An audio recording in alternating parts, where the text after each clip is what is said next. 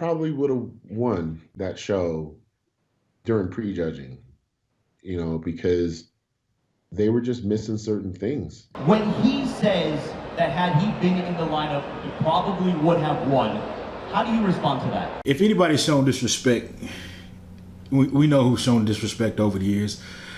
And let's run away from this old town to where we going. I wanna take you somewhere, baby, where it's snowing. We're young and free, let's take a dip into the ocean. Just come with me and we can fix. Hey guys, it's Brandon Curry here. Welcome to my YouTube channel. I just had a good night last night, went to bed early. Woke up this morning after making love to my wife early, and my wife was on the phone and she said there's some drama going on in this bodybuilding world of ours. All some things that I may have or may have not said. Basically an interview of where I basically have been accused of throwing shade on Phil in some kind of way, calling him referring to him as not a true champion. Now, I want to go back to that, and I want you to listen for yourself, and maybe tell me if that's what I said. If Phil equaled the 2019 Olympia lineup, would Brandon Curry still be Mr. Olympia today? Of course I would, because if there's a reason why he wasn't in that lineup.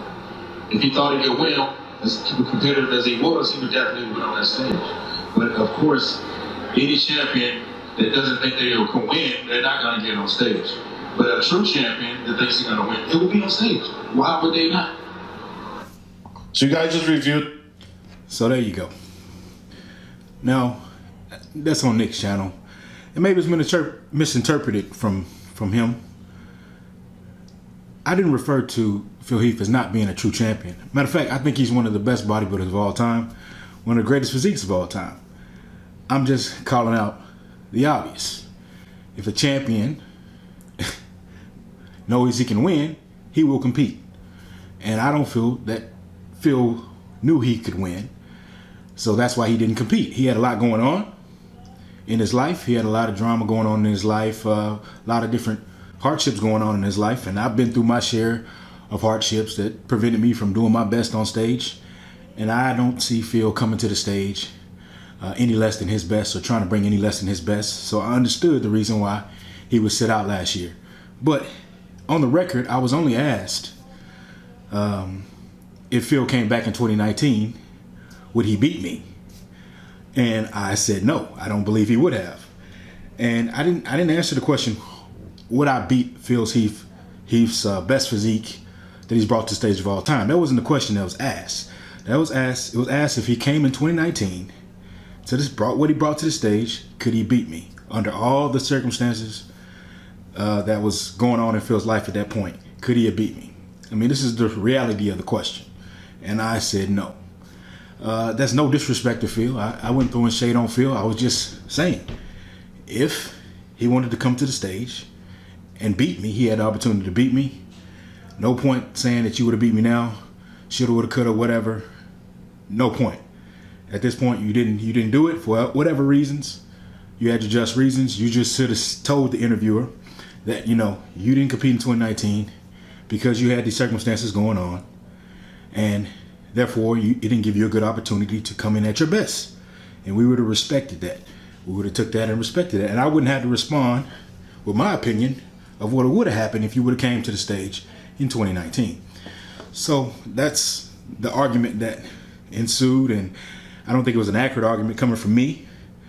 A lot of people feel like I'm being defensive because I feel I have to defend my title or my reason for being the champ right now. But honestly, this is the less drama I've had in my whole career. I've been criticized even more throughout my beginnings and throughout my career, to where this right here is a breeze. I mean, more people are happy with me, happy that I won, happy that I'm a champion, than it has been at any point in my career as far as me being a bodybuilder. So I've experienced so much positivity from me being a champion that I'm not really looking at, all the criticism from left to right. It's a part of bodybuilding. It's always going to be there whether you're the champ or not. What I do believe this is about is maybe there was a conversation. Maybe Nick had spoken to Phil, and Phil expresses what his feelings about what I said. Maybe I hurt his feelings. I apologize. I don't mean to hurt anybody's feelings. I was just posed with a question, and I made a statement.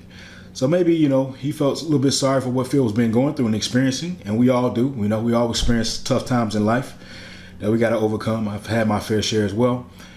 But I don't want to be at odds really in anybody. I just want to win titles and compete on stage and promote this sport of bodybuilding the best that I can. So, no disrespect to anybody. I mean, if anybody's shown disrespect, we know who's shown disrespect over the years.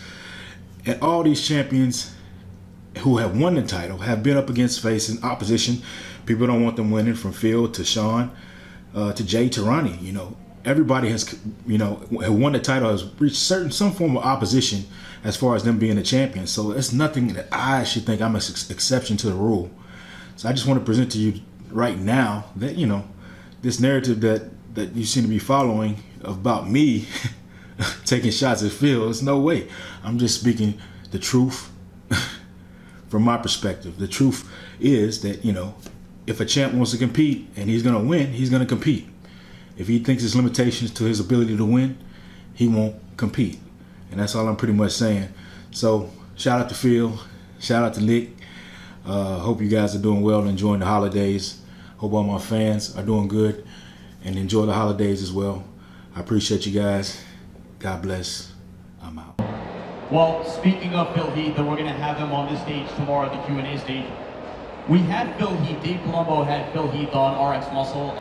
And look, there has been a lot of talk post-Olympia, a lot of criticism post-Olympia. Well, Phil Heath came out, and if I'm paraphrasing, said something to the effect of that had he been in the lineup, he probably would have won. He expressed disappointment, saying that the fact that he wasn't in the lineup, there wasn't that rabbit to chase, and he felt as if there were a lot of missed opportunities, in his own words.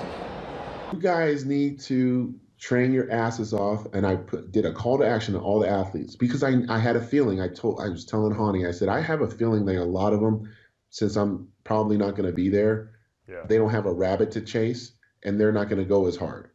And they may hear this and get upset and say, no, you're not right. And it's like, well, then why? Why didn't you? We didn't see anything that was like, holy shit. Like, nope, you're right. It's amazing. It's amazing that no one came and brought that. I mean, Hadi Chupin, was the one guy that we could say that about, because we haven't also seen him. Right.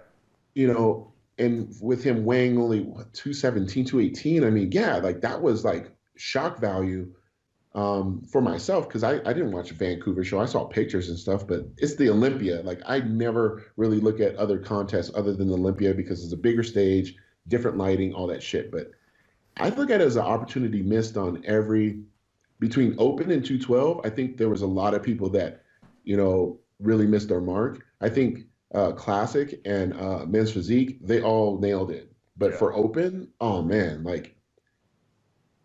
don't know, man. They all need to be shaking their head right now. There was missed opportunity. You're right. I 100% agree. I think that, and for me to say that, didn't bring Phil Heath came in off and then won. Well, I'm not going to say that, but I'm going to say this.